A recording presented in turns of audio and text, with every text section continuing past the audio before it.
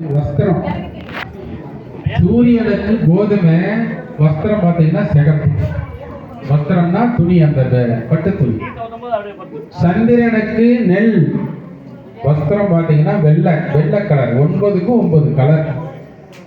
அந்த மாதிரி செவ்வாய்க்கு துவரை பரிகார அந்த தானியம் வந்து துவரை, அதுக்கு வஸ்திரம் வந்து சிகப்பு. அடுத்தபடியா புதன், புதனுக்கு பச்சை பயிறு, வஸ்திரம் வந்து பச்சை கலர்.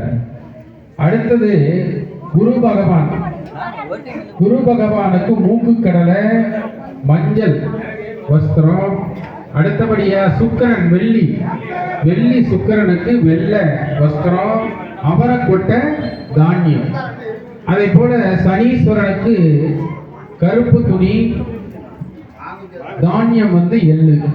ராகுக்கு உளுந்து, கேதுக்கு கொள்ளு. நீல கலர், ப்ளூ கலர், ரெண்டுமே நீலம் கருப்பு கலந்த கலர் கேதுக்கு.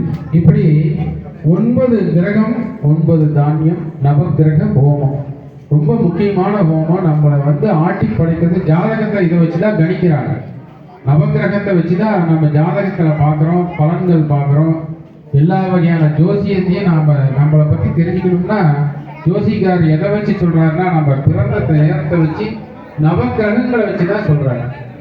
அந்த நவகிரகமும் இந்த நேரத்தில் நாகதோஷம், செவ்வாய் தோஷம் போன்ற தோஷ பரிகாரம் உள்ள ஜாதகங்கள்லாம் நிவர்த்தி ஆயிரும்.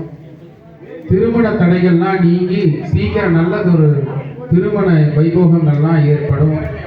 அந்த வகையில ஜாதகத்துள்ள சகல தோஷங்கள்லாம் நீக்கிறது. இந்த ஊருக்கே நன்மை பயக்கின்ற ஹோமம் நவகிரக ஹோமம். அந்த வகையில முதல்ல எல்லாரும் சூரியனை கும்பிட்டுக்கோங்க. இது வந்து ஐயரே போட்டுருவாரு. நீங்க எல்லாரும் அப்படியே சூரியனை கும்பிட்டுக்கோங்க. ஓம் அஸ்வத்வஜாய